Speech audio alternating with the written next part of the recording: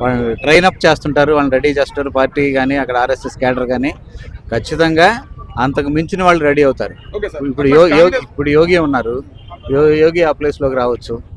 ఇప్పుడు హిమంత్ బిశ్వ శర్మ ఉన్నారు, ఒక 5 ఏళ్ల తర్వాత వాళ్ళు కేంద్రానికి వెళ్ళొచ్చు. సువేందు అధికారి వచ్చాడు ఇప్పుడు పశ్చిమ బెంగాల్ సీఎంగా, అతను ఢిల్లీకి ప్రమోట్ చేయొచ్చు. ఇప్పుడు ఇది ప్రొఫెషనరీ పీరియడ్ అనుకోండి పశ్చిమ బెంగాల్. ఓకే సార్, అట్లా కాంగ్రెస్ పార్టీలో ఎవరున్నారు? రాహుల్ గాంధీ గారి తర్వాత రాహుల్ గాంధీ ప్రియాంక ఇప్పుడు ఉన్నారు రెగ్యులర్గా. ఆ తర్వాత ఎవరన్నది ఇప్పుడు చెప్పలేము. ఇప్పుడే పార్టీ ఉందా లేదా అన్నట్టుగా ఉంది.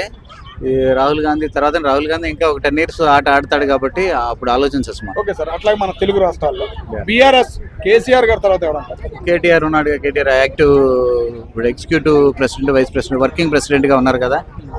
కేటీఆర్ రన్ చేస్తారు. కమింగ్ 15-20 years ఆయన రన్ చేస్తారు. ఓకే సార్, అట్లా కాంగ్రెస్ పార్టీలో ఎవరు సార్? మన రేవంత్ రెడ్డి గారి తర్వాత బోళ్ళు అంతమంది ఉన్నారు సార్. పేరు చెప్పండి. ఇప్పుడు కోమటిరెడ్డి వెంకటరెడ్డి ఉన్నారు, ఉత్తమ్ కుమార్ రెడ్డి ఉన్నారు, భట్టి ఉన్నారు. పోటీ ఉండిద్ది అంటారు. కాంగ్రెస్ లో అందరూ ముఖ్యమంత్రి అభ్యర్థులే కాబట్టి ఎవరు అనేది ఇప్పుడు రేవంత్ రెడ్డికి కంటే ముందు రేవంత్ రెడ్డి వస్తాడని మనం అనుకోలేదు కదా.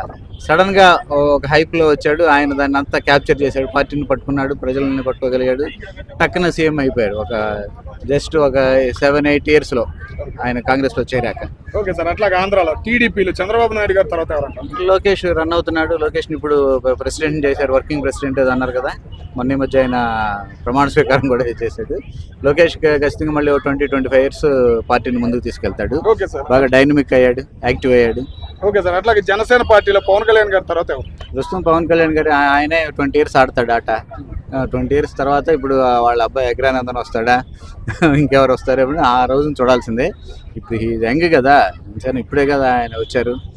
20 years పక్కాగా ఆయన రన్ చేస్తాడు పార్టీని.